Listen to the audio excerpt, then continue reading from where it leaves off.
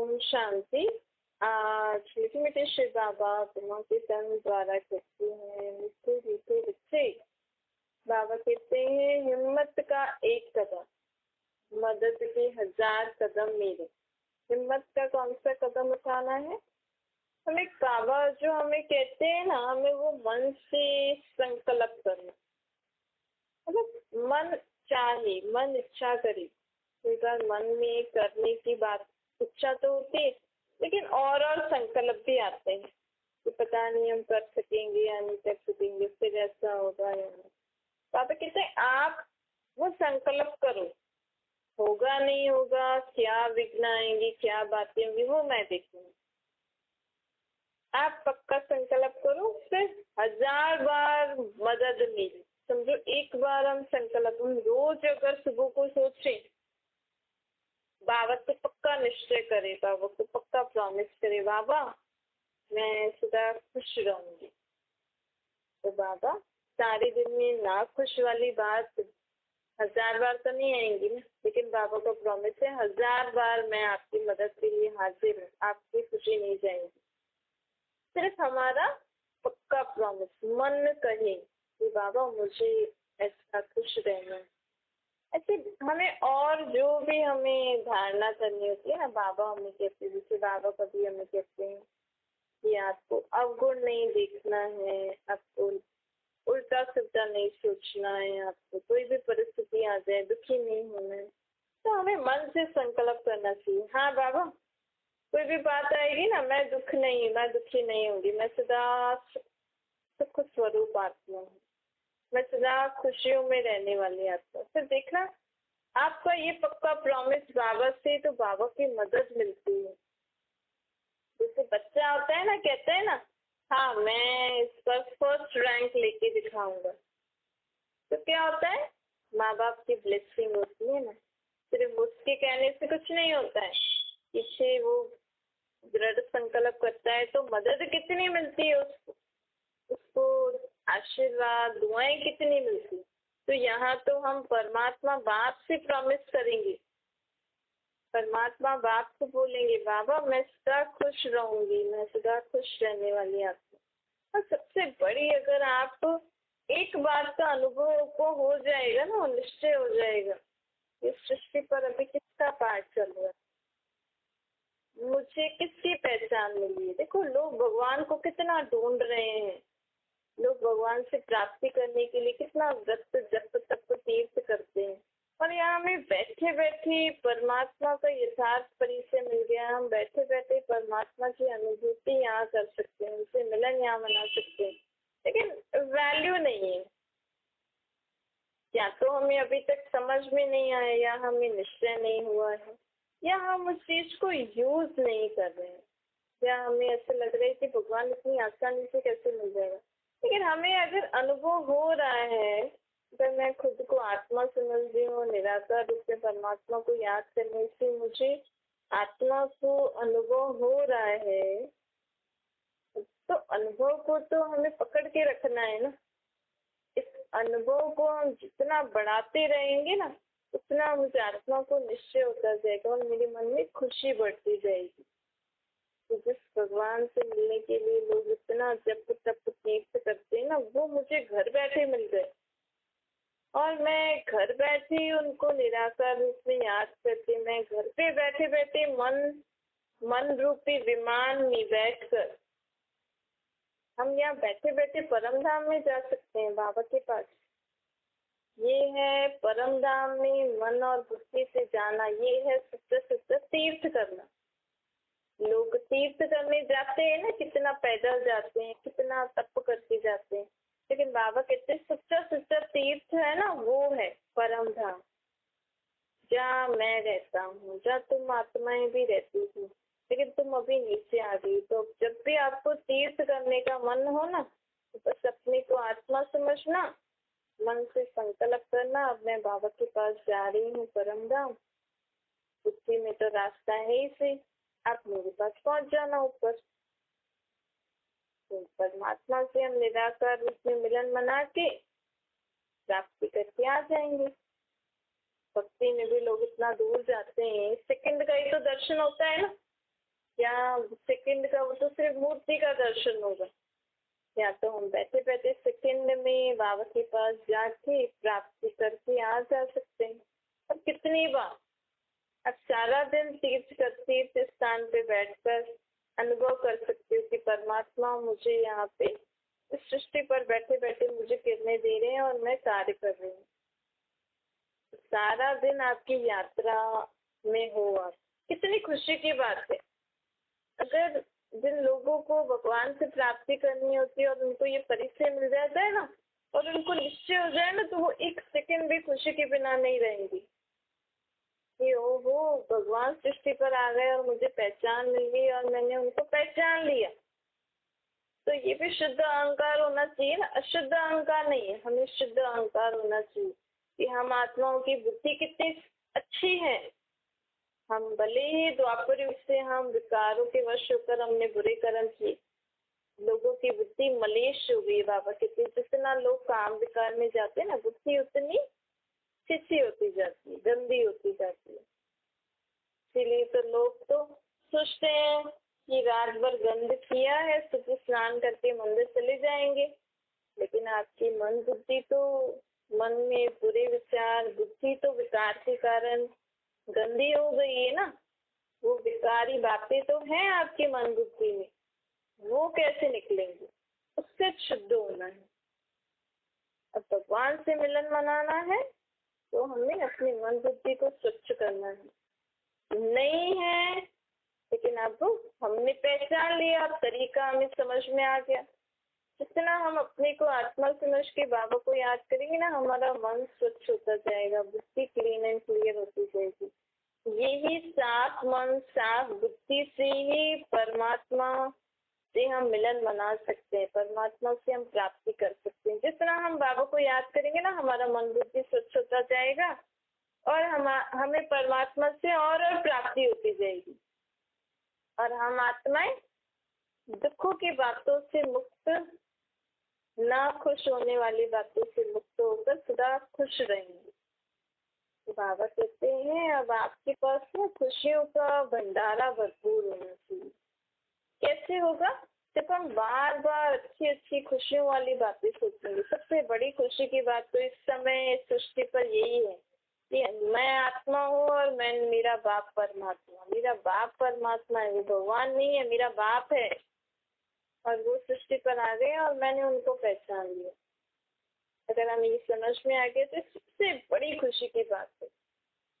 तो हमें इस समय परमात्मा का सृष्टि पे पाठ चल रहा है, तो मैं भी परमात्मा के साथ क्यों ना हर घड़ी बिताऊं। पहले तो लगता था भक्ति में कि भगवान के साथ रहना मतलब कोई ना कोई मूर्ति में, मंदिरों में, तीर्थों पे, आश्रमों में जाके रहो तो मतलब भगवान का संग कर लिया उन्होंने।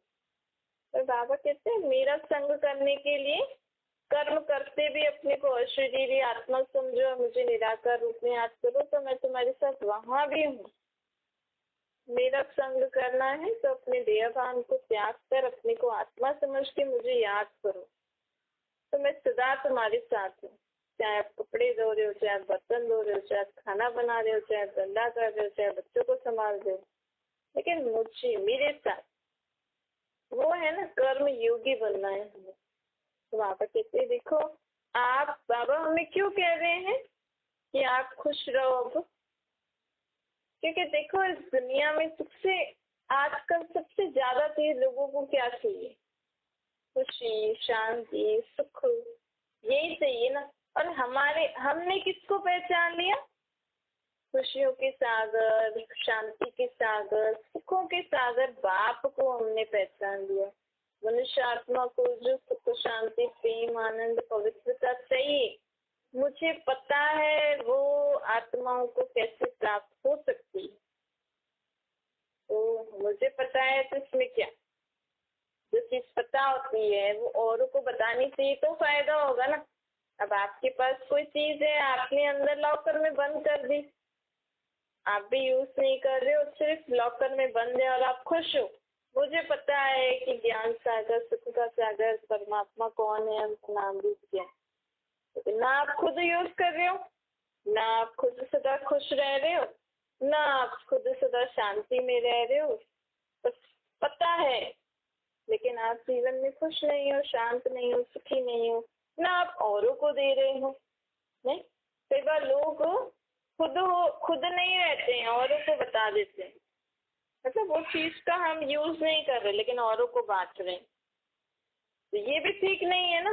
कम से कम जो चीज है पहले मैं तो यूज करूं, मुझे तो खुशी का अनुभव हो ना, मुझे तो शांति का अनुभव, मुझे तो सुख का अनुभव। नहीं तो लोगों को हम कहेंगे ऐसे करने से ऐसे होगा, तो बोलेंगे आपका जीवन में तो खुशी है ही नहीं, तो हमें कैसे मिलेगी। तो लोगों को प्रैक्टिकल जीवन चाहिए ना। जब आप परमात्मा को याद करोगे, परमात्मा जैसे जैसे हमें डायरेक्शन दे रहे हैं, जैसे जैसे हम उनकी मत पे चलेंगे, धारण करके चलेंगे, हमारे जीवन में लेवल ऑफ हैप्पीनेस, पीस, सुख, कंफर्ट बढ़ता जाएगा। अर्थात कोई भी परिस्थिति आए लेकिन हम उसमें भी सदा अचल अडोल रहें, शांत रहें। हमारे जीवन में न खुश वाली बात में भी हम बाबा को याद करके खुशी का अनुभव करें। स्थूल चीजों से खुशी थोड़ी मिलती है, आत्मा को खुशी तो परमात्मा बाप दे सकते हैं। तभी तो लोग देखेंगे ना, हाँ भाई इनको कुछ प्राप्ति है। तो बाबा कहते हैं आप खुद भी यूज करो और औरों को भी बांटो, औरों को भी बताओ कि ऐसे ऐसे बाबा हमें कहते हैं तो हमें ये फायदा है।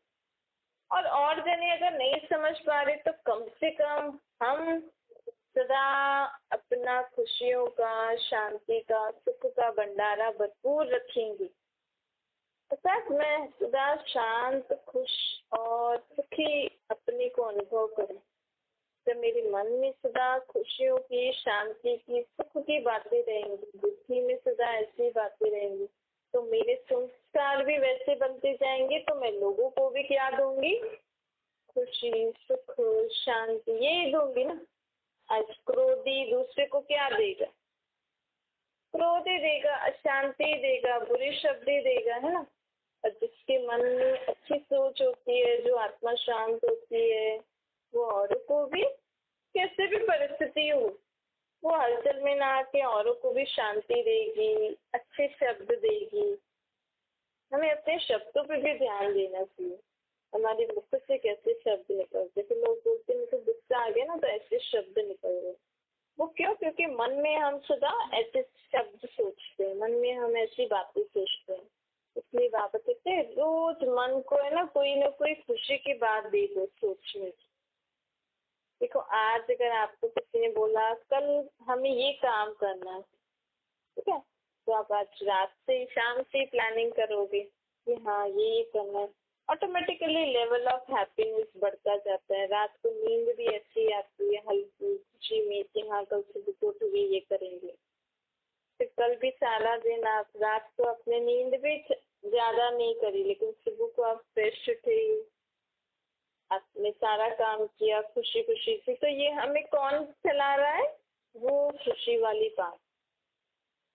तो ऐसे ही बाबा जो हमें रोज नई नई बातें सुनाते हैं, या कोई भी आपके पास कोई ऐसी खुशी की बात हो, रोज अगर हम वो बातें सोचेंगे ना, तो हमारा खुशी का भंडारा भरपूर होता जाएगा।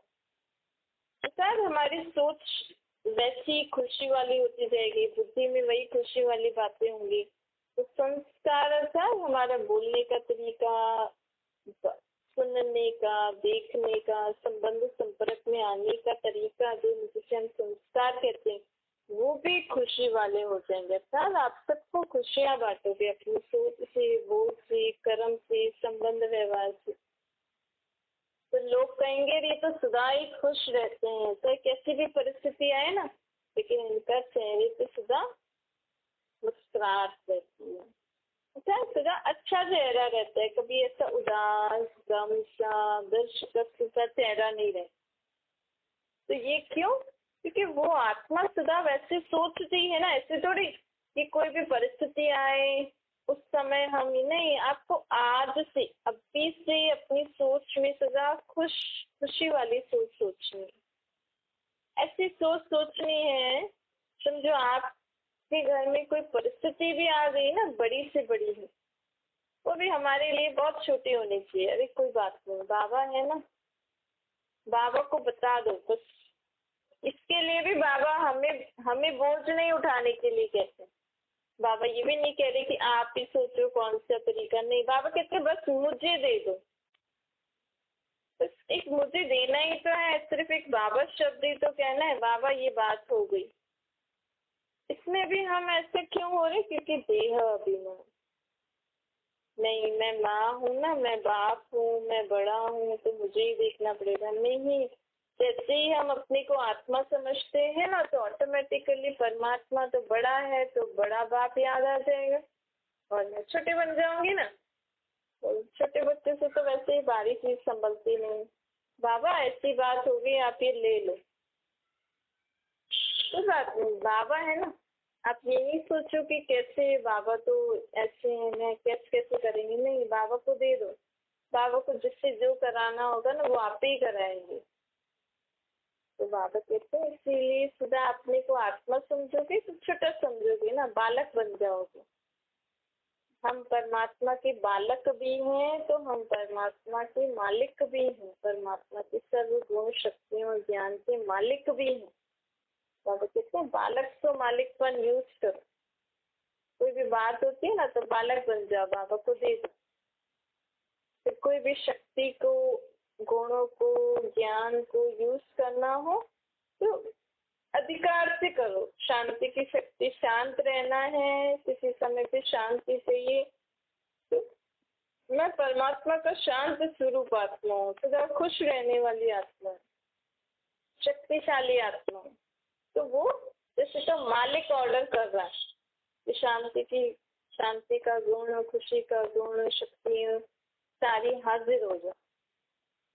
तो ऐसे ऐसे करके हमें बाबा के खजाने को यूज करना है, अर्थात उसको स्मृति में लाना है, स्मृति में लाना है और बाबा को याद करके उसको धारण करके चलते रहना है। इस रीति हम जीवन में कभी भी दिल शिकस्त नहीं होंगे, कभी भी हमारा मूड ऑफ नहीं होगा, कभी भी हम किसी बात में हार नहीं खाएंगे। लोग कभी विकारों से हार खा लेते हैं, कभी परिस्थितियों से हार खा लेते हैं, कभी अपने पुराने स्वभाव संस्कारों से हार खा लेते हैं, खाते हैं ना, कभी प्रकृति से हार खा लेते हैं। प्रकृति मतलब ये 5 तत्वों से कभी हम हार खा लेते हैं। तो अब हमें हार नहीं खानी है।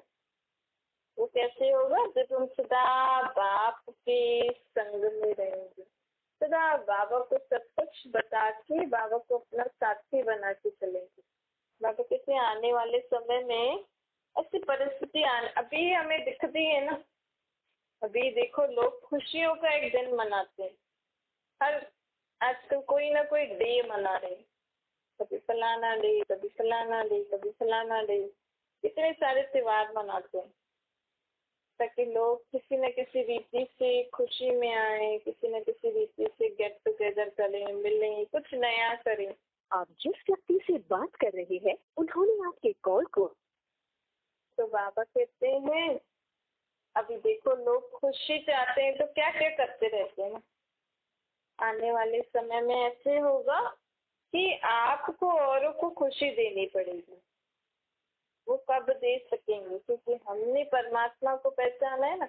ये ज्ञान साधारण नहीं है। हम जो बाबा को रोज रोज याद कर रहे हैं ना, अपने को आत्मा समझ के परमात्मा को निराकार रूप में याद कर रहे हैं, हम बाबा का रोज ज्ञान सुन रहे हैं ना।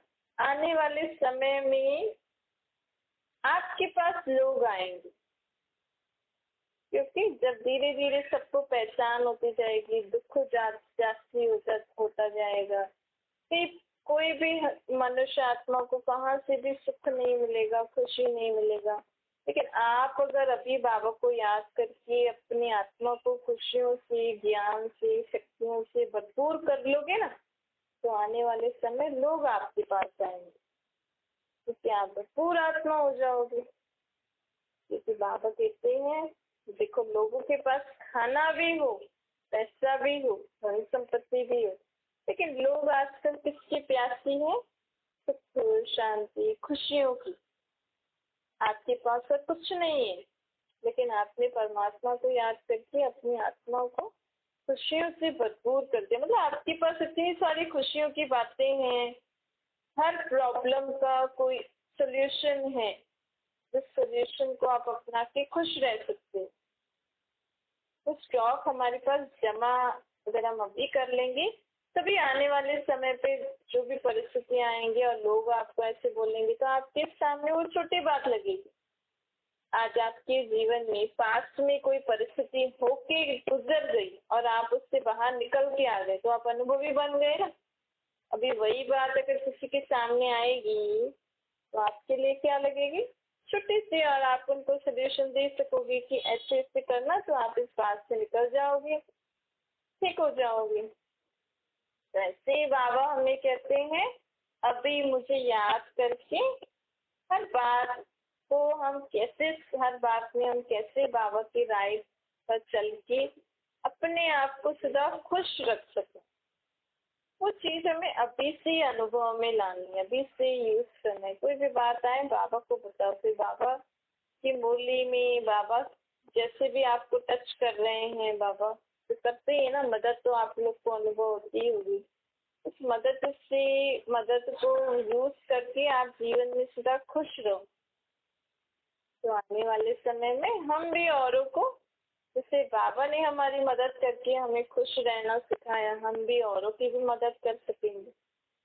इसलिए बाबा कहते हैं, अपने पास खुशियों का स्टॉक जमा रखो, खुशियों की सोच जमा रखो। अच्छा, मीठे मीठे से पिताजी बच्चों प्रति माता पिता बाप दादा का याद प्यार और गुड मॉर्निंग।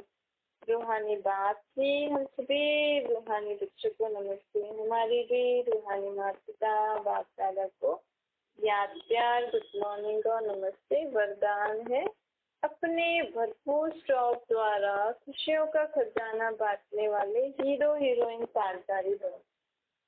इस संगम युगी ब्राह्मण आत्माओं का कर्तव्य क्या है? सदा खुश रहना, खुशी बांटना। लेकिन कोई चीज बांटने के लिए हमारे पास भी भरपूर होने चाहिए ना।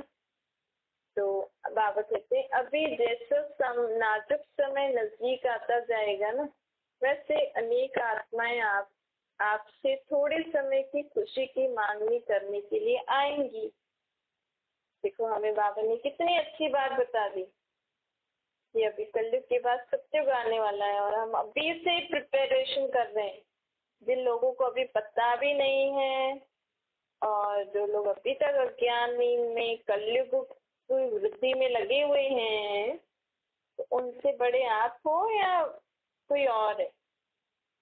आपको समझ आ गई और आपने बुद्धि में बिठा दिया तो आप समझदार ज्यादा हुए ना। तो आने वाले समय में लोग कहेंगे, अरे ये क्या हो रहा है, और आप कितने खुशी में रहोगे कि अरे वाह, अभी तो सबसे राधे कृष्ण का दुनिया आने वाली है। इस खुशी में हम होंगे ना, तो यही खुशी हम औरों को भी दे सकेंगे। बाबा कहते हैं, आने वाले समय में आपके पास खुशियों की मांग नहीं करने आएंगी, तो इतनी सेवा करनी है अभी आपको। हमें इतना खुशी में रहना है कि आने वाले समय में कोई भी अभी भी और आने वाले समय में कोई भी आत्मा आपके संपर्क में आए तो खाली हाथ नहीं जाए। तो चीजें नहीं बोल रहे बाबा, कह रहे उनको कोई ना कोई खुशी की बात दो, चाहे मन से खुशी दो, मुख से या कर्म से। इसके लिए हमें क्या करना पड़ेगा? चेहरे पर सदा खुशी के चिन्ह हो, कभी मूड ऑफ वाला चेहरा ना हो, माया से हार खाने वाला चेहरा ना हो, दिल शिकस्त वाला चेहरा ना हो। सदा खुश रहो, खुशी बांटते चले, तभी बाबा कहेंगे मेरे बच्चे हीरो हीरोइन पाठधारी। स्लोगन है, एक दो की राय को रिगार्ड देना ही संगठन को एकता के सूत्र में बांधना है। अब घर में भी समझो 4 हो, 5 हो, 6 हो, कितने भी हो, चाहे छोटे हैं चाहे बड़े हैं, जब घर में रह रहे हैं ना, तो कोई भी काम अगर आप कर रहे हो तो छोटे से भी राय लेनी चाहिए। जो बड़ों का है वो तो बड़ों को ही करना है, लेकिन कई कामों में हम छोटों की भी मदद लेते हैं, तो उनकी भी राय लो और उनको भी सम्मान दो, उनकी राय को भी सम्मान दो। मानो भले ही नहीं, सब छोटे तो छोटे हिसाब से राय देंगे, लेकिन उनको भी हम ऐसे राय लेकर उनको भी सम्मान देकर चलेंगे ना, तो हमारा संगठन बहुत मजबूत हो जाता है। ऐसे आप कहीं और भी कुछ काम कर रहे हो, बाबा की श्रीमत तो हमें पालन करनी ही है। आप बोल सकते हो ना हमें, आप समझो आपके घर में सब लोग नहीं चल रहे हैं बाबा के ज्ञान में, लेकिन आप बाबा की किसी श्रीमत को पालन करके चल रहे हो और उस कार्य में वो श्रीमत कैसे पालन करनी, तो आप पहले ही बता दो कि हम ऐसे चलेंगे, हम काम करने के लिए तैयार हैं, हम ये सब मिलके करेंगे, लेकिन मुझे श्रीमत है, मैं ये नहीं खाती हूँ, मैं ये नहीं, ऐसा नहीं करती हूँ, मैं ऐसा नहीं पहनती हूँ, तो वो सब बता के आप एडजस्ट होके चलो। नहीं, ऐसे ही आप घर में या किसी के साथ जो भी आप काम कर रहे हो, तो उसमें भी हमें एक दो की राय को रिगार्ड देना है, तभी हमारा संगठन एकता के सूत्र में बनेगा। तो क्या होगा, खुशियाँ बढ़ेगी और अंडरस्टैंडिंग लेवल बनेगा। फिर हम आए हैं इस दुनिया में, आप घर में भी सब एक साथ रह रहे हो, तो फिर हमें एकमत होके तो चलना ही पड़ेगा ना। लेकिन बाबा की श्रीमत को भी पालन करना है, तो आप बाबा को भी बोल सकते हैं, फिर बाबा भी आपकी मदद करेंगे। बाबा की श्रीमत है ना, अभी हम बाबा की श्रीमत पे चलते हैं ना, तो ऐसे कभी नहीं सोचना है कि नहीं मुझे तो बाबा ने ऐसा बोला है, मुझे ऐसा करना है। हमें बाबा को बोलना चाहिए, बाबा आपके बच्चे ऐसा ऐसा बोल रहे हैं, आप कहीं भी किसी संगठन में काम कर रहे हो, लेकिन मुझे तो आपकी श्रीमत पालन करके चलना है, तो आप बताइए कैसे करना है। तो बाबा हमें मदद करते हैं ना, तो कहीं कोई काम नहीं भी करना ठीक होगा ना बाबा की श्रीमत अनुसार, तो बाबा उन आत्माओं को भी प्रकाश देकर उन आत्माओं को भी शांत कर सकते हैं, ताकि हमारी बात ना बिगड़े, हमारे संगठन में कुछ प्रॉब्लम ना आए। ये बाबा को भी हमें यूज करना है।